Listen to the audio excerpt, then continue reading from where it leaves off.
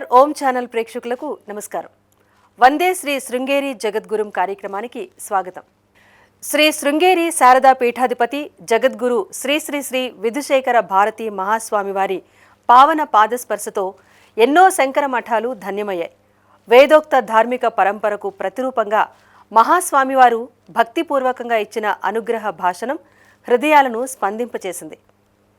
సనాతన ధర్మ సంరక్షణలో అఖండంగా ప్రవహించే శృంగేరి పీఠ మహిమ ఈ దివ్య క్షణాల్లో ప్రతిఫలించింది.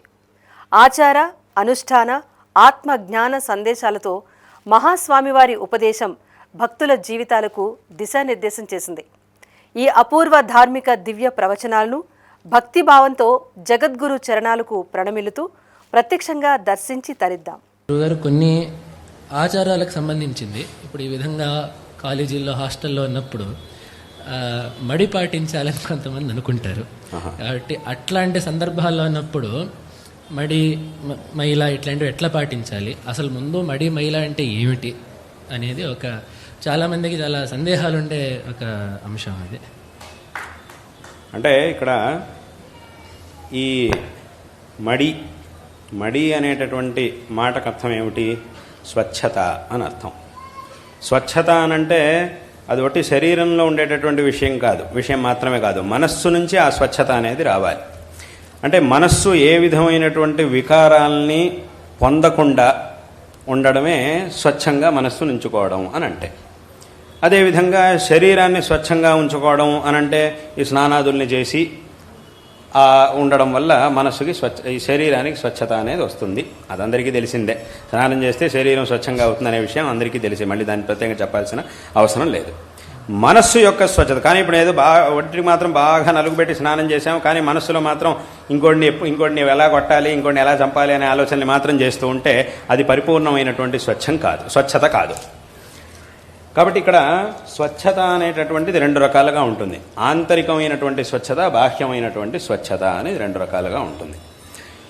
మనం అసలుగా ఈ మడి అనేది మనకి ఎక్కడ కావాల్సి వస్తుంది అసలు ఈ మడి అనంటే, మనం చేసేటటువంటి భగవదారాధనలు అథవా ధార్మికమైనటువంటి ఆచరణలు ఏవైతే ఉంటాయో వాట్లను చేసేటప్పుడు ఈ మడిని మనం పాటించాలి. అసలుగా ఈ మడిని పాటించవలసింది అప్పుడు మాత్రం ఎందుకు పాటించాలి అనంటే, ఎంత స్వచ్ఛమైనటువంటి మనస్సుతో ఎంత స్వచ్ఛతతో మనం ఆరాధన చేస్తామో అది మనకి అంత ఫలితాన్ని ఇస్తుంది. అందుకోసం స్వచ్ఛతని పాటించాలి. ఇప్పుడు మడిలో ఉన్నారు ముట్టుకోకూడదు అని అంటారు. ఎందుకంటారు అలాగా? మడిలో ఉన్నప్పుడు ఎందుకు ముట్టుకోకూడదు? కొంతమంది అనుకోవచ్చు, నన్ను ముట్టుకున్నా పర్వాలేదు, నా మనస్సులో నేను చాలా స్వచ్ఛంగా ఉంటాను కాబట్టి ముట్టుకుంటే ఏమిటి అని కొంతమందికి అనిపిస్తూ ఉంటుంది. కాబట్టి ఈ మడి ముట్టుకోకూడదు, దూరంగా ఉండాలి, ఎందుకు ఇవన్నీ ఇలా అంటారు అని చాలామందికి అనిపిస్తుంటుంది. నా దగ్గరికి వచ్చినప్పుడు కూడా చాలామంది మేము ఎందుకు ముట్టుకోకూడదు, ముట్టుకోవచ్చు కదా అని చెప్పి కొంతమంది అడుగుతూ ఉంటారు. కానీ ఇక్కడ ముట్టుకోకూడదు అనేది ఒక వ్యవస్థగా వెనకటి వాళ్ళు చేశారు. ఈ మడిని ఒక వ్యవస్థగా వెనకటి వాళ్ళు ఏర్పరిచారు. ఎందుకు ఏర్పరిచారు అని అంటే, ఈ ముట్టుకోవడం అనేది ఏదైతే ఉంటుందో, ఇప్పుడు ఉదాహరణ చెప్పాలంటే ఒక తల్లి ఉంది, ఆ తల్లి పిల్లలున్నారు. ఆ పిల్లల్ని మనం తల్లి ముందుకు తీసుకొచ్చి ఉంచాం. అప్పుడు ఆ తల్లి పిల్లల్ని ఎత్తుకోవడానికని వచ్చింది. అప్పుడు మనం ఏం చేసాం? ఆ తల్లి నుంచి పిల్లల్ని పక్కకి తీసుకెళ్ళిపోయి, వీళ్ళు నీ పిల్లలు కాబట్టి నువ్వు ముట్టుకోవడానికి వీల్లేదు, ఊరికే వాళ్ళని చూస్తూ ఉండు అని చెప్పామనుకో, అప్పుడు ఏమవుతుంది? నీ పిల్లలు సరే వీళ్ళు, కానీ వీళ్ళని నువ్వు ముట్టుకోవడానికి వీల్లేదు, ఎప్పుడైనా కూడా వాళ్ళని చూస్తూ ఉంటే చాలు, అంతే, ముట్టుకోవడానికి వీల్లేదు అని అన్నాం అనుకోండి, అప్పుడు ఏమవుతుంది? అది కుదరదు. అదేమిటి, ఎందుకు ముట్టుకోకూడదు? నా పిల్లలు కాబట్టి నేను వాళ్ళని ముట్టుకోవాల్సిందే అని అంటుంది. సరే పర్వాలేదులే, నా పిల్లలైతే ముట్టుకోకపోయినా పర్వాలేదు, నా కళ్ళ ముందుంటే చాలు అని ఏ తల్లి అనదు. అదేమిటి, నా పిల్లలు నేనెందుకు ముట్టుకోకూడదు, వాళ్ళని ముట్టుకోవాలి, వాళ్ళని ఎత్తుకోవాలి, ఆడించాలి, అన్నీ చెయ్యాలి అని అంటుందే తప్ప తల్లి నేను వీళ్ళని ఎందుకు సరే అలాగా ముట్టుకోకూడదా, అయితే పర్వాలేదులేండి, వాళ్ళ కంటి ముందుంటే చాలు, నేను ముట్టుకోకపోయినా పర్వాలేదు అని మాత్రం ఎప్పుడు అనదు తల్లి. ఎందుకు అనంటే, ఏదైనా ఒక వస్తువుని మనం తలుచుకున్నప్పుడు మన మనస్సులో ఒక భావన కలుగుతుంది. దాన్ని ముందు చూసినప్పుడు ఆ భావన ఇంకొక రకంగా అవుతుంది. దాన్ని దగ్గరికి వెళ్ళినప్పుడు ఆ భావన ఇంకోలా ఉంటుంది. దాన్ని ముట్టుకున్నప్పుడు ఇంకోలా ఉంటుంది. దాన్ని మన చేతిలోకి తీసుకున్నప్పుడు ఇంకోలా ఉంటుంది. ఇలా ఒక్కొక్క పనితోనూ అది పెరుగుతూ ఉంటుంది. మన మనస్సులో భావన ఇంకా ఇంకా ఇంకా ఇంకా పెరుగుతూ ఉంటుంది. తలుచుకున్నప్పుడు ఉన్నటువంటి భావన కంటే చూసినప్పుడు ఇంకా ఆ భావన ఇంకా ఎక్కువ అవుతుంది. దగ్గరికి వెళ్తున్న కొద్దీ అది ఇంకా ఎక్కువ అవుతుంది, ముట్టుకున్న కొద్దీ అది ఇంకా ఎక్కువ అవుతుంది. అదేవిధంగా ఇంకా దాన్ని ముట్టుకున్నప్పుడు, దాన్ని తీసుకున్నప్పుడు, దాన్ని అనుభవించినప్పుడు ఆ మనస్సులో ఆనందం అదంతా కూడా ఇంకా ఇంకా పెరుగుతూ ఉంటుంది. దుఃఖం కూడా అంతే. ఇది ఆనందమైనా దుఃఖమైనా రెండు ఉంది. మనకి ఇష్టం లేని వస్తువుని ఒకసారి తలుచుకుంటే మనసులో ఒక రకంగా వికారంగా ఉంటుంది. అది మన కంటి ముందు కనబడినప్పుడు, దూరంగా కనబడినా ఒక రకంగా ఉంటుంది. దగ్గరికి వెళ్తే ఇంకో రకం ఉంటుంది. ఇంకా దగ్గరికి వెళ్తున్న కొద్దీ ఇంకా మనస్సులో ఒక రకమైనటువంటి ఆ దుఃఖం అనేది ఇంకా పెరుగుతూ ఉంటుంది మనస్సులో. దగ్గరికి వెళ్ళి దాన్ని ముట్టుకోవాల్సి వచ్చింది అన్నప్పుడు ఇంకా భయం ఇంకా ఎక్కువ అవుతుంది మనసులో. భయము, దుఃఖం. అదే ఓ పాము ఉంది, పామును తలుచుకుంటే ఒక రకమైనటువంటి భావన. దాన్ని దూరంగా చూసినప్పుడు అది ఇంకా పెరుగుతుంది, ఇంకా భయము, దుఃఖం ఇంకా పెరుగుతాయి. దాని దగ్గరికి వెళ్తున్న కొద్దీ ఇంకా పెరుగుతుంది. దాన్ని ముట్టుకోవాల్సిన పరిస్థితి వచ్చిందంటే ఇంకా చాలా భయం, దుఃఖాన్ని పెరుగుతూ ఉంటాయి. ఇలా ఒక్కొక్క క్రియని చేయడం వల్ల ఆ మనస్సులో సుఖం కానీ దుఃఖం కానీ రెండూ పెరుగుతూ ఉంటాయి. అంటే అక్కడికి ఏతావత ఏమైంది అనంటే, దూరంగా ఉన్నప్పుడు చూసినటువంటి దానికంటే దాన్ని ముట్టుకున్నప్పుడు మన మనస్సులో వికారం అనేది పెరుగుతుంది. మనం ఇంకో దాన్ని ముట్టుకున్నా, ఇంకో వ్యక్తి వచ్చి మనల్ని ముట్టుకున్నా కూడా, మనం ఇంకో వ్యక్తిని ముట్టుకున్నప్పుడు మనలోనూ మనస్సులో ఆ వికారం అనేది పెరుగుతుంది. ఇంకోళ్ళు వచ్చి మనల్ని ముట్టుకున్నప్పుడు కూడా మనలోనూ ఆ వికారం అనేది పెరుగుతుంది. ఇలా మనస్సులో ఎప్పుడైతే వికార భావన అనేది కలుగుతుందో అప్పుడు మనం చేయవలసినటువంటి పని వైపు దృష్టి తగ్గిపోతూ ఉంటుంది. కాబట్టి ఇప్పుడు మనం భగవంతుణ్ణి ఆరాధించేటప్పుడు, ఏదైనా ధార్మికమైనటువంటి ఆచరణలను చేసేటప్పుడు మనస్సు స్వచ్ఛంగా ఉండాలి, పరిపూర్ణంగా దాని మీద మనకి దృష్టి ఉండాలి. కాబట్టి ఇలాంటప్పుడు ఎవరైనా వచ్చి మనల్ని స్పృశించడం కానీ ఇలాంటిది ఏదైనా చేసినప్పుడు ఏమవుతుందనంటే మన మనస్సు ఒక విధమైనటువంటి వికారాన్ని పొందుతుంది. ఆ వికారాన్ని పొందినప్పుడు ఏముందంటే మనం చేయవలసినటువంటి పని వైపు కొంచెం మన భావన అనేది తగ్గుతుంది, ఆ దృష్టి అనేది తగ్గుతుంది. అంటే ఇప్పుడు కొంతమంది ఉండొచ్చు, చాలా మేధావంతులు, చాలా నిగ్రహం కలిగినటువంటి వాళ్ళు ఉండొచ్చు కొంతమంది. వాళ్ళని ఎవరు ముట్టుకున్నా ఏం చేసినా వాళ్ళ మనస్సుకి ఏ విధమైనటువంటి వికారము కలగకపోవచ్చు. అటువంటి మహాత్ములు చాలామంది ఉంటారు లోకంలో. కానీ అది కొంతమందికి మాత్రమే సాధ్యం అవుతుంది. ఎవరైతే బాగా నిగ్రహం కలిగినటువంటి వాళ్ళు అయ్యారో అలాంటి వాళ్ళకైతే ఏ విధమైనటువంటి వికారం ఉండదు. కానీ అందరూ కూడా అలా నిగ్రహాన్ని కలిగినటువంటి వాళ్ళే అయి ఉంటారు అని చెప్పలేం కదా. సాధన మొత్తం పూర్తయినటువంటి వాళ్ళు ఎవరైతే ఉంటారు, సాధనలో చాలా ఉత్కృష్టమైనటువంటి స్థితికి వెళ్ళిన వాళ్ళకైతే ఆ నిగ్రహం అనేది ఉంటుంది. కాబట్టి ఎవరు ముట్టుకున్నా ఎవరు ముట్టుకోకపోయినా వాళ్ళ మనస్సులో, వీళ్ళు ఎవరిని ముట్టుకున్నా వాళ్ళు వచ్చి వీళ్ళని ముట్టుకున్నా ఏ విధమైనటువంటి నిగ్రహం వాళ్ళ మనస్సులో ఉండదు. కానీ ఇంకా ఆ సాధకావస్థలో ఉన్నటువంటి వాళ్ళు ఎవరైతే ఉంటారో వాళ్ళ మనస్సులో ఇంకా ఆ వికారం అనేది పెరుగుతూ ఉంటుంది, తగ్గుతూ ఉంటుంది. కాబట్టి అటువంటి వాళ్ళను కనుక ఇప్పుడు ఇలా ఎవరైనా ముట్టుకోవడం కానీ ఇలా ఏదైనా చేసినప్పుడు ఏమవుతుందంటే ఆ మనస్సు వికారాన్ని పొందడం మాత్రమే కాకుండా తర్వాత ఏముంది, ఎవరైనా ముట్టుకున్నారు అన్నప్పుడు దీనివైపు దృష్టి తగ్గిపోయి ఇంకా దాని గురించే ఆలోచించడం మొదలెడతారు. అలా కూడా అవుతుంటుంది, చాలామందికి అలా అవుతూ ఉంటుంది ఆ నిగ్రహం లేనటువంటి వాళ్ళకి. కాబట్టి అప్పుడు ఏమవుతుందంటే వాళ్ళకి దీని మీద దృష్టి తగ్గిపోయేటటువంటి అవకాశం ఉన్నది. అందుకోసం ఏం చేశారు అనంటే, ఇప్పుడు ఎవరికి నిగ్రహం ఉంది ఎవరికి నిగ్రహం లేదు అనేటటువంటి దాన్ని కనిపెట్టి ఒక్కొక్కళ్ళ దగ్గర ఒక్కొక్క విధంగా చేయడం అనేది సాధ్యం కాదు. కాబట్టి అన్ని చోట్లకి సామాన్య నియమంగా ఇలాగే చెయ్యాలి అని ఒక నియమాన్ని ఏర్పరిచారు. ఇప్పుడు రోడ్డు మీద వెళ్తూ ఉంటాం, ఇటువైపే వెళ్ళాలి, ఇలాగే వెళ్ళాలి అని ఉంటుంది. ఇటువైపు ఎందుకు వెళ్ళాలి, ఇటువైపు వెళ్తే ఏమన్నా అవుతుందా, అందరికీ ఏదో అయిపోతుందనేం లేదు కదా. ఒకవైపు ఇటు ఫలానా వైపు వెళ్ళాలి అని ఉంటుంది. అటువైపు వెళ్లకుండా ఎదురుకుండా వెళ్తే ఏమవుతుంది, అందరికీ వెళ్ళిన ప్రతివాడికి ఏదో వెళ్ళిన వాళ్ళలో చాలామందికి అయి ఉండొచ్చు, కానీ అలాగని ప్రతివాడికి ఏదో అవుతుంది అనేం లేదు. కానీ ఎవరికి అవుతుంది ఎవరికి అవుతుంది అనేదాన్ని మనం ఎలా చెప్పగలుగుతాం? కొంతమందికి అవుతుంది, కొంతమందికి అవ్వకపోవచ్చు. అందుకోసం ఏం చేశారు అనంటే ఎవరు కూడా వెళ్ళకూడదు. అయ్యేటటువంటి సాధ్యత ఉంది కాబట్టి ఎవరు కూడా ఇటువైపు వెళ్ళకూడదు, ఎవరైనా సరే ఇట్టించే వెళ్ళాలి అని చెప్పేశారు. ఎక్కడైనా కూడా ఇలాగే జరుగుతుంది. ఇప్పుడు ఒక పుట్ట ఉందనుకోండి, ఆ పుట్టలో పాము ఉందో లేదో తెలియదు, ఉండొచ్చు లేకపోవచ్చు. కాబట్టి ఇప్పుడు దాంట్లో వెళ్ళి నేను చేయబెడతాను, ఉందో లేదో తెలియనప్పుడు దాంట్లోకి వెళ్ళి నేను చేయబెడతాను అని అంటే ఏమవుతుంది, నిజంగా లేకపోవచ్చు. నిజంగా ఒకవేళ పాము దాంట్లో లేకపోవచ్చు, లేనప్పుడు నేను దాంట్లో చేయబెడితే నాకేమీ కాదు. కానీ అలాగని ఉందో లేదో తెలియనప్పుడు దాంట్లోకి ఉండడానికి అవకాశం అయితే ఉన్నది.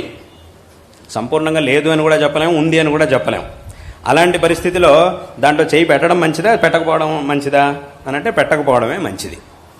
లేకపోవచ్చు, అలాగని పెట్టేంత మాత్రాన ప్రతివాడికి ఏదో అవుతుంది, పాము కరుస్తుందని. పాము ఉంటే కరుస్తుంది, లేదు అది ఎక్కడికో బయటికి వెళ్ళిందంటే ఎవరికి ఏమీ కాదు. కానీ ఉందో లేదో తెలియదు కదా, ఎవరికి ఏమవుతుంది, ఎప్పుడు అది ఉంది ఎప్పుడు లేదు అనేది ఎవరికి తెలుసు. కాబట్టి దాంట్లో చేపెట్టకుండా ఉండడం మంచిది అనేటటువంటి ఉద్దేశ్యంతో ఈ నియమాలన్నింటినీ కూడా అన్ని చోట్ల ఎక్కడైనా కూడా నియమాలని చేయడం జరుగుతుంది. కాబట్టి ఇప్పుడు నిగ్రహం ఎవరికి ఉంది ఎవరికి లేదు అనే దాన్ని కనిపెట్టడం అనేది చాలా కష్టం. కాబట్టి ఎవరైనా సరే ఇలాగే ఉండాలి, మడిని పాటించాలి అని ఈ వ్యవస్థని, ఈ మడి అనేటటువంటి వ్యవస్థని తీసుకొచ్చిందే ఈ ఉద్దేశంతో. ఈ స్పర్శ అనేటటువంటి దానివల్ల ఒక వికారం తప్పకుండా మనస్సులో ఎవరికైనా సరే ఖచ్చితంగా కలుగుతుంది. అందుకోసం ఇందాక నేను చెప్పినట్టుగా ఇప్పుడు తల్లి ఉంది, పిల్లలు ఉన్నారు, ఆ పిల్లల్ని ముట్టుకొని ఎత్తుకుంటేనే తల్లికి ఆ సంతృప్తి అనేది కలుగుతుంది. అంటే ఊరికే చూస్తే కలిగే సంతృప్తి ఒకటి ఉంది, కానీ దానికంటే కూడా పెద్ద సంతృప్తి ఆ ముట్టుకున్నప్పుడు ఎత్తుకున్నప్పుడు కలుగుతుంది. అంటే ఏమిటి, అక్కడికి ఈ స్పర్శ అనేది ఏదైతే ఉందో అది మనలో ఒక వికారాన్ని, మనస్సులో ఒక వికారాన్ని కలిగిస్తుంది.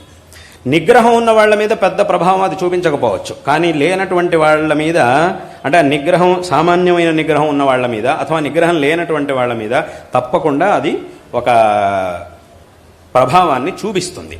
కాబట్టి ఆ ప్రభావం కనుక వాళ్ళ మీద పడింది అని అంటే సరైనటువంటి మార్గంలోంచి తప్పుడు మార్గంలోకి వాళ్ళు జారిపోయేటటువంటి అవకాశం ఉంది. కాబట్టి దానికి అవకాశం ఇవ్వకూడదు అని చెప్పి నియమంగా ఇటువంటి పూజ కానీ, ఆరాధన కానీ, ధర్మానుష్ఠానం కానీ ఏం చెయ్యాలన్నా కూడా మడిని పాటించాలి అని ఒక నియమాన్ని చేసేశారంతే. నీకు నిగ్రహం ఉందా లేదా, ఏ స్థాయిలో నిగ్రహం ఉంది అనే దాంతో సంబంధం లేకుండా దీన్ని పాటించాల్సిందే అని ఒక నియమాన్ని చేసేశారు. కాబట్టి అసలు ఈ మడి యొక్క ఉద్దేశ్యం అనేది ఇది. కాబట్టి ఇటువంటి ఇదంతా ఎందుకు చెప్పొచ్చాను అంటే, ఇటువంటి మడిని మనం పాటించాల్సింది ఎప్పుడు అనంటే ధార్మికమైనటువంటి ఆచరణలను చేయవలసి వచ్చినప్పుడు ఈ మడిని మనం పాటించాలి. అంటే ఇప్పుడు ఇందాక చెప్పినట్టుగా ఏదైనా హాస్టల్కి వెళ్తారు, చదువుకునే వాళ్ళు, పిల్లలు, వాళ్ళంతా హాస్టల్కి వెళ్ళి అక్కడ ఉంటూ ఉంటారు. అక్కడ వీళ్ళంది అసలు ఎందుకోసం వెళ్తున్నారు, చదువుకోవడం కోసం వెళ్తున్నారు. అందులోనూ మళ్ళీ ఏదో వేద పాఠశాలకు వెళ్ళారు, వేదం చదువుకోవడానికి వెళ్ళారు అంటే మళ్ళీ దాని నియమాలు వేరే ఉంటాయి. మామూలుగా కాలేజీకి వెళ్తున్నారు, అక్కడ ఏదో లౌకికమైన విద్యాభ్యాసం చేయడానికని అక్కడికి వెళ్తున్నారు, స్కూల్కి, హాస్టల్కి, అక్కడికంతా వెళ్తున్నారు.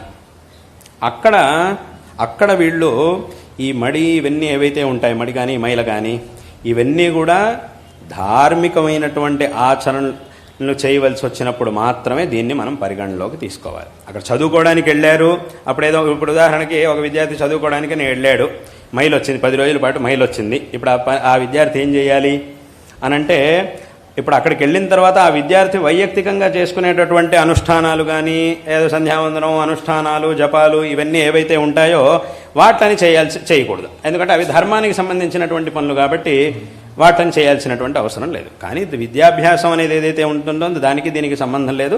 ఆ దాంట్లో ఉన్నా కూడా ఆ విద్యాభ్యాసం చేయొచ్చు. ఇప్పుడు మైల్లో ఉన్నప్పుడు ఏదో 10 రోజులు మైలు వచ్చింది, ఆ 10 రోజుల మైల్లో ఏదో బండి నడపకూడదు, ఫోన్లో మాట్లాడకూడదు, ఇది చూడకూడదు, పుస్తకాలు చదవకూడదు అని ఉంటుందా? అలా ఏం ఉండదు కదా. ఎందుకంటే ఆ పనులకి మైలకి సంబంధం లేదు. అవి ఉన్నా లేకపోయినా కూడా చేసేటటువంటి పనులు. ధార్మికమైనటువంటి ఆచరణలు చేయడానికే ఈ మడి మైలల్ని చెప్పారు కాబట్టి ఆ పనులను చేయడం కోసమే మాత్రమే దాన్ని పరిగణలోకి తీసుకోవాలి. లేదు చదువుకోవడానికి అని అన్నప్పుడు మాత్రం దాన్ని పరిగణలోకి తీసుకోకపోయినా పర్వాలేదు, అక్కడ యథాశక్తి. ఒకవేళ దానికి అవకాశం ఉంది, ఎందుకంటే అన్ని చోట్ల అవకాశం ఉండదు. ఎక్కడైతే హాస్టల్లో ఉంటారు దాని ప్రతి చోట ఈ మైలు వచ్చిన వాడికి ప్రత్యేకంగా ఉండడానికి ఒక చోటు అని అట్లా ఏర్పాటు అని అదంతా ఏమి ఉండదు. కానీ అందుకోసం అప్పుడు వాళ్ళు చేసేటటువంటి వైయక్తికమైనటువంటి అనుష్ఠానాలు అవి ఉంటాయో అవి మాత్రం అది ఉన్నంత వరకు, ఆ శుద్ధి అనేది ఏదైతే జరుగుతుందో అప్పటి వరకు దాన్ని చేయకూడదు.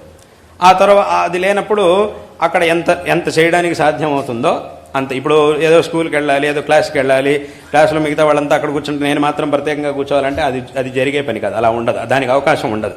లేదంటే మా ఇంట్లో ఎవరో పోయారు కాబట్టి మాకు 10 రోజులు మైలు వచ్చింది కాబట్టి నేను క్లాస్లో ఉన్నప్పుడు మిగతా వాళ్ళందరూ అక్కడ కూర్చుంటే నేను ఇక్కడ కూర్చుంటాను అని అనడానికి వీల్లేదు, దానికి అవకాశం ఉండదు. కాబట్టి అలాంటప్పుడు అక్కడ ఉన్నంత వరకు దాని గురించి ఈ విషయాల్లో, అందులోనూ ఈ పనుల్లో దాని గురించి ఆలోచించవలసినటువంటి అవసరం లేదు. తర్వాత మళ్ళీ ఇప్పుడు ఇంటికి రావాల్సి వచ్చినప్పుడు అంతా పూర్తి చేసుకున్నారు, ఏదో సెలవులు ఇచ్చారు, ఇంటికి వస్తున్నాం అన్నప్పుడు అప్పుడు మాత్రం ఇంటికి వచ్చేటప్పుడు మామూలుగా అసలు ఈ మైలున్నా లేకపోయినా వెనకటి కాలం నుంచి వచ్చిన సంప్రదాయం ఏమిటి అని అంటే, ఒకసారి బయటికి వెళ్ళి అన్ని చోట్లకి వెళ్ళి తిరిగి వచ్చాము అని అంటే మళ్ళీ ఇంట్లోకి వెళ్లే ముందు, మన వెనకటి వాళ్ళంతా ఏం చేసేవాళ్ళు, ఇంట్లోకి వెళ్లే ముందు మొత్తం చక్కగా స్నానం చేసి అన్ని బట్టలన్నింటినీ కూడా చక్కగా అక్కడే తడిపేసేసి స్నానం చేసి ఇంట్లోకి వచ్చేవాడు, శుచిగా ఇంట్లోకి వచ్చేవాడు. ఏ బట్టలతో అయితే బయటికి వెళ్ళారో వాటిని మళ్ళీ ఉతికిన తర్వాతే మళ్ళీ ఇంట్లోకి తీసుకొచ్చేవాడు. అందుకే వెనకటి కాలంలో కూడా ఈ స్నానాలు చేసేవన్నీ కూడా ఇంటి వెనకాల ఎక్కడో బయట ఉండేవి, ఇంటి లోపల ఉండేవి కావు. ఎందుకంటే ఇప్పుడు బయటంతా తిరిగి వచ్చి స్నానం చేసి శుచిగా మళ్ళీ ఇంట్లోకి రావాలి అని ఉంటుంది కాబట్టి బయట ఉండేవి కావు, లోపల ఉండేవి కావు. స్నానం చేసేవన్నీ కూడా బయట ఉండేవి. స్నానం గది అవన్నీ కూడా బయట ఉంటాయి, వెనకాల్లో ఎక్కడో ఉంటాయి. అక్కడికి వెళ్ళి చక్కగా స్నానం చేసి శుచిగా మళ్ళీ ఇంట్లోకి రావడం అనేది వెనకటి నుంచి వచ్చినటువంటి పద్ధతి. వెనకటి వాళ్ళందరూ కూడా అట్టగే చేస్తూ ఉండేవాళ్ళు, అలాగే చేసేవాళ్ళు. ఎక్కడికి వెళ్ళి వచ్చినా కూడా ఇంటికి రాగానే సంపూర్ణంగా స్నానం చేసి చక్కగా శుచిగా. ఇది ఏదో ఆచారం సంప్రదాయం దృష్టితో మాత్రమే చూడాల్సిన విషయం కాదు. మామూలుగా కూడా బయటకు వెళ్ళొచ్చాము, ఎక్కడెక్కడికో వెళ్ళొచ్చాము కాబట్టి వచ్చిన తర్వాత శుచిగా ఇంట్లోకి వెళ్ళాలి అనేది ఇది అవసరమైనటువంటి విషయమే. ఇక్కడ ఒక విషయం మీ అందరికీ చెప్పాలి అనంటే, ఇది వెనకటి నుంచి వచ్చినటువంటి ఆచారం. ఈ ఆచారాన్ని అంటే బయటికి వెళ్ళొచ్చిన తర్వాత మళ్ళీ శుచిగా ఇంట్లోకి వెళ్ళాలి అనేది ఏది మన పరంపరగా ఆచారంగా వచ్చిందో, ఈ ఆచారాన్ని ప్రపంచం మొత్తం ఇష్టం ఉన్నా లేకపోయినా 2 సంవత్సరాలు 2-3 సంవత్సరాల పాటు ఖచ్చితంగా చేయవలసినటువంటి అవసరాన్ని అందరూ కూడా చూసారా లేదా? అందరూ కూడా కొన్నేళ్ల క్రితం మీకు ఇష్టం ఉన్నా లేకపోయినా ఖచ్చితంగా నువ్వు బయటికి వెళ్ళొచ్చావా, ఇంకోటి నువ్వు ముట్టుకుంటే చాలు, ఇంకోటి దగ్గరికి వెళ్తే చాలు, దగ్గరికి వెళ్ళొస్తే చాలు, నువ్వు స్నానం చేసేయాలంతే, చేతులు కడిగేసుకోవాలి, అది చేయాలి ఇది చేయాలి, అలా ఉండాలి అని అందరూ చెప్పారు. ఒకటి మన దేశంలో మాత్రమే, ప్రపంచం మొత్తంలో చెప్పారు. కానీ అది మన దేశంలో ఉన్న వాళ్ళకి అదేం పెద్ద ఆశ్చర్యం, మేము ఇది ఇక్కడి నుంచి చేస్తున్న పనేగా, ఇది చేస్తుందనే మళ్ళీ వీళ్ళు చెప్తున్నారు అంతే. మీకు కొత్త కానీ మాకు ఇది కొత్త కాదు అనేగా అందరూ అనుకున్నది. ఈ అలవాటు ఉన్న వాళ్ళు ఎవరైతే ఉన్నారో వాళ్ళకి అదేం పెద్ద కొత్తగా కనబడలేదు. అదే ఇదివరకటి నుంచి వచ్చిందే, మేము ఇంతకాలం చేస్తున్నటువంటిదే. కాబట్టి మీరేమిటి మాకు చెప్పేది అనే మనం అనుకున్నాం. కాబట్టి అంటే ప్రపంచం మొత్తం కూడా దీన్నే చెయ్యాలి అని కొంతకాలం తప్పనిసరిగా దీన్నే చేయాల్సి వచ్చింది వాళ్ళకు కూడా. కాబట్టి ఇటువంటి ఆచారాన్ని వెనకటి నుంచి మనం పాటిస్తూ వస్తున్నాం. కాబట్టి ఇలా అక్కడున్నప్పుడు చదువుకోవాల్సినప్పుడు అలాంటప్పుడు ఎంత వీలవుతుందో అంత మాత్రం చేస్తే చాలు. దానికి అవకాశం లేదు అంటే కనుక దాని గురించి పెద్దగా ఆలోచించాల్సినటువంటి పని లేదు. అయ్యో నేను చేయలేకపోతున్నానే అని కూడా అనుకోవాల్సినటువంటి పని లేదు. కానీ అదంతా పూర్తి చేసుకొని మళ్ళీ ఎప్పుడైతే మనం ఇంటికి వస్తామో, ఎందుకంటే మళ్ళీ ఇంటికి వచ్చేటప్పుడు ఏమవుతుంది, ఇంట్లో పూజ సంస్కారం అవన్నీ కూడా ఉంటాయి. మన ఇంట్లో పూజ గది ఉంటుంది, చక్కగా రోజు ప్రతినిత్యం పూజలు ఇవన్నీ కూడా జరుగుతాయి. అక్కడ మళ్ళీ శుచిగా ఉండాలి. కాబట్టి ఒకసారి బయటికి వెళ్ళొచ్చాము అని అంటే పరిపూర్ణంగా స్నానం అది చేసి మళ్ళీ ఇంట్లోకి రావాలి.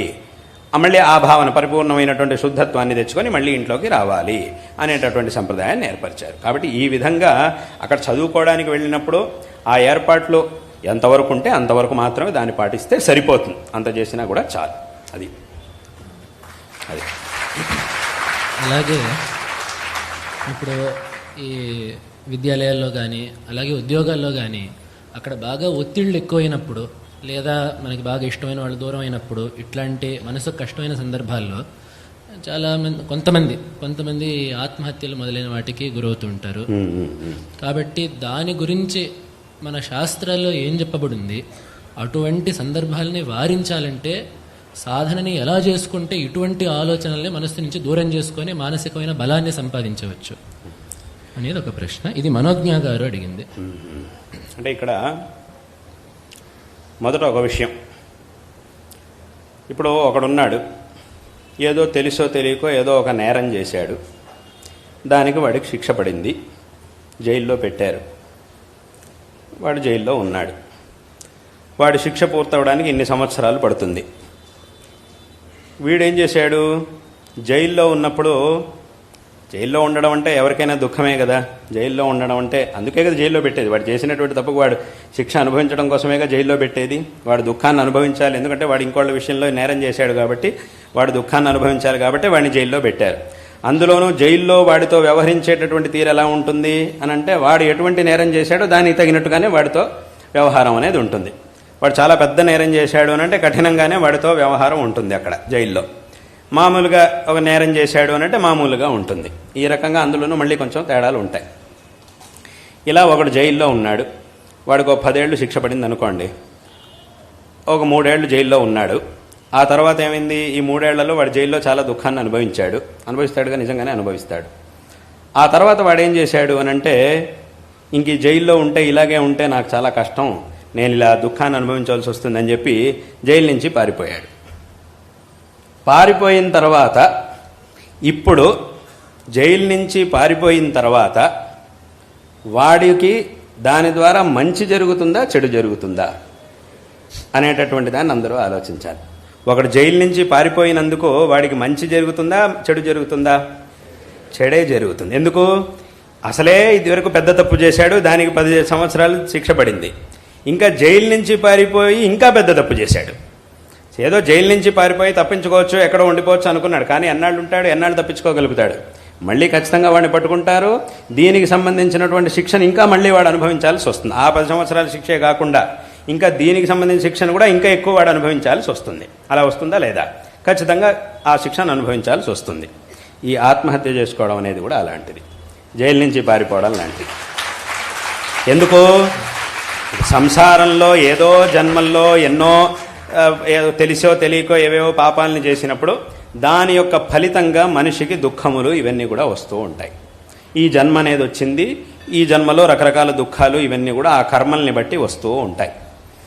ఇటువంటి కర్మల్ని అంటే ముందే చేసినటువంటి కర్మల యొక్క ఫలితంగా దుఃఖాన్ని అనుభవిస్తూ ఉన్నప్పుడు దీని నుంచి నేనేదో తప్పించుకున్నట్టు అవుతుంది అని కనుక చెప్పి ఆత్మహత్యను కనుక చేసుకుంటే అప్పుడు ఏమవుతుంది? కాబట్టి ఏం చెయ్యాలి? అయితే ఇప్పుడు ప్రశ్న ఏమైంది, సరే అయితే అలాగైతే ఆత్మహత్య చేసుకోవడానికి ఇప్పుడు ఆత్మహత్య ఎందుకు చేసుకుంటున్నారు? ఈ కష్టాలని తట్టుకోలేక చేసుకుంటున్నారు. ఇప్పుడు ఆత్మహత్య చేసుకోకూడదు అన్నారు, మరి వీటిని తట్టుకోవాలి అని అన్నట్టు అయింది. వీటిని తట్టుకునే సామర్థ్యం మాకు లేదు కదా, మరి ఏం చెయ్యాలి అని అంటే ఇక్కడ మనం తెలుసుకోవాల్సినటువంటి విషయం ఏమిటంటే, ఎప్పుడైతే మనం దుఃఖాన్ని అనుభవిస్తున్నామో దాని అర్థం మనం చేస్తున్నటువంటి పాపం అంతా క్షీణమైపోతోంది అని దాని యొక్క అర్థం. ఈ విషయాన్ని మనం చక్కగా తెలుసుకోవాలి. మనం చేస్తున్నటువంటి పాపం ఏదో జరిగింది, తెలుసో తెలియకో జరిగింది, అది దీని ద్వారా క్షీణమైపోతోంది.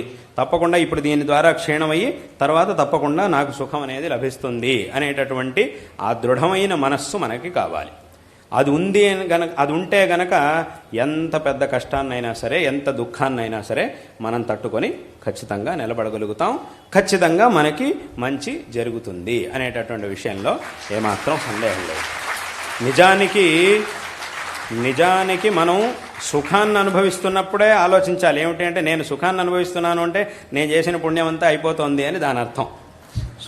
సుఖం పుణ్యం నుంచి సుఖం వస్తుంది.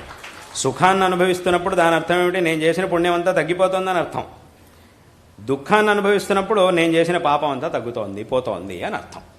కాబట్టి అక్కడికి ఏమైందనంటే, ఈ ఆత్మహత్య అనేది ఏదైతే ఉందో దీనివల్ల దుఃఖం అనేది ఇంకా ఎక్కువ అవుతుందే తప్ప తక్కువ కాదు. కాబట్టి దీనివల్ల దుఃఖాన్ని ఇంకా ఎక్కువ చేసుకొని, పరిస్థితిని ఇంకా కూడా విషమంగా తయారు చేసుకొని, ఇప్పుడు జైలు నుంచి పారిపోయినటువంటి వాడు ఆ పరిస్థితిని ఇంకా విషమంగా చేసుకొని ఇంకా ఎక్కువ దుఃఖాన్ని అనుభవించడం కంటే చేసినటువంటి ఆ పనికి అనివార్యంగా వచ్చినటువంటి దుఃఖాన్ని అనుభవించడం అనేది దానికంటే కూడా ఉత్తమం. కాబట్టి ఏదో కర్మ వల్ల ఇటువంటి ఒత్తిళ్ళు, ఇటువంటి సమస్యలు, మానసికంగా ఏవేవో రకరకాల ఎందుకంటే సమస్యలు అందరికీ ఉండనే ఉన్నాయి. నిజంగా చాలా సమస్యలు ఉన్నాయి, అందులో ఏమాత్రం సందేహం లేదు. పాపం చాలామంది ఎంతో దుఃఖపడుతూ ఉంటారు. కానీ అందరూ కూడా తెలుసుకోవాల్సిన విషయం ఏమిటంటే, మనకంటే కూడా దుఃఖపడేవాళ్ళు ఇంకా చాలామంది ఉండనే ఉంటారు ప్రపంచంలో. వాళ్ళతో కనుక పోలిస్తే మనకున్నటువంటి దుఃఖం అనేది చాలా తక్కువ. కాబట్టి ఇది కూడా ఒకటి ఉంది, ఒక విషయం ఉంది. ఇంకా చాలా దుఃఖం ఉన్నవాళ్ళు చాలామంది ఎంతోమంది ఉండనే ఉన్నారు ప్రపంచం. వాళ్ళ గురించి మనకు తెలియదు అంతే. ఎంతెంత దుఃఖాలను అనుభవించే వాళ్ళు ఈ ప్రపంచంలో ఉన్నారనే విషయం మనకి తెలియదు. కాబట్టి మనకొచ్చిన దుఃఖం మాత్రమే మనకు తెలుసు. కాబట్టి మనం ఏం చేస్తున్నామంటే, అయ్యో నాకు చాలా పెద్దది వచ్చేసి ఇంకా జీవితంలో నేను దీని నుంచి బయటికి రాలేను అనేటటువంటి భావనని మనం తెచ్చుకుంటున్నాం. కానీ వాస్తవంగా చూస్తే మనకంటే ఇంకా ఎన్నో కష్టాల్లో ఉండేటటువంటి వాళ్ళు, కానీ వాటన్నిటిని కూడా ఎదిరించి ధైర్యంగా బతుకుతున్నటువంటి వాళ్ళు ఎంతోమంది ఉన్నారు. తర్వాత వాటన్నిటి నుంచి బయటకు వచ్చి ఉత్తమమైనటువంటి స్థితికి వచ్చిన వాళ్ళు చాలామంది ప్రపంచంలో ఉండనే ఉన్నారు. కాబట్టి ఈ విషయాల్ని అందరూ కూడా చక్కగా తెలుసుకోవాలి. ఈ ఒత్తిళ్ళు వచ్చినప్పుడు, ఇటువంటి ఒత్తిళ్ళు, ఇటువంటి కష్టాలు వచ్చినప్పుడు తప్పకుండా దానికి ఒక పరిహార మార్గం అనేది ఉండనే ఉంటుంది. ఆ పరిహార మార్గాన్ని మనం చక్కగా ఆలోచించి, ఈశ్వరుడు ఎక్కడో ఒక చోట దానికి ఒక పరిహారాన్ని ఉంచుతాడు. కాబట్టి అటువంటి సందర్భంలోనే ఇంకా ధైర్యంగా ఉండాలి. ఏమీ లేని సందర్భంలో ధైర్యంగా ఉంటే ఆ ధైర్యానికి ఉపయోగం ఏముంది? ఈ కష్టాలు వచ్చినటువంటి సందర్భంలో మనం దృఢంగా నిలబడితేనే ఆ దార్ఢ్యానికి ఒక విలువ ఉంటుంది. ఏమీ లేనటువంటి, ఇప్పుడు ఒక వెన్నెల ఉంది, వెన్నెల జనాలు ఉండేటటువంటి చోట చక్కగా వెన్నెల కాస్తోంది అని అంటే ఆ వెన్నెలను అందరూ కూడా అనుభవించగలుగుతారు. అదే ఎక్కడో అడవిలో ఎవరూ కూడా లేనటువంటి చోట కాస్తూ ఉన్నటువంటి వెన్నెల ఏదైతే ఉందో దానికేం ఉపయోగం లేదు. ఎందుకంటే అక్కడ దాన్ని అనుభవించి ఆ వెన్నెల గొప్పతనాన్ని తెలుసుకునే వాళ్ళు ఎవరు లేరు. ఇక్కడైతే జనాలు ఉండే చోట వెన్నెల ఉంది అని అంటే దాని యొక్క గొప్పతనాన్ని మనం తెలుసుకోగలుగుతాం. కాబట్టి ఆ వెన్నెలకి ఎక్కడ విలువ అనంటే, ఎవరైతే దాన్ని గొప్పతనాన్ని తెలుసుకొని దాన్ని అనుభవించేటటువంటి జనాలు ఎక్కడ ఉంటారో అక్కడ దానికి విలువ. కాబట్టి ప్రతిదానికి ఒక చోట విలువ అనేది ఉంటుంది. కాబట్టి ఆ ఒక దార్ఢ్యాన్ని తెచ్చుకోవాలి. ఎటువంటి పరిస్థితి వచ్చినా కూడా దాన్ని ఎదిరించి ముందుకెళ్ళేటటువంటి సామర్థ్యాన్ని మనం తెచ్చుకోవాలే తప్ప ఇటువంటి ఆత్మహత్య ఇవన్నీ కూడా చేసుకోవడం అనేది సరికాదు. అందుకే దీన్ని పాపము అని శాస్త్రంలో చెప్పారు. చూశారు కదా మహాస్వామివారి అనుగ్రహ భాషణం. గురువుల ఉపదేశం మన జీవితానికి చక్కని మార్గదర్శనం. గురువుల ఆశీస్సులు అలాగే ఆ మహాస్వామివారి దివ్య ఆశీస్సులతో మీ జీవితాలు కూడా వెలుగులు నింపాలని కోరుకుంటూ నమస్కారం.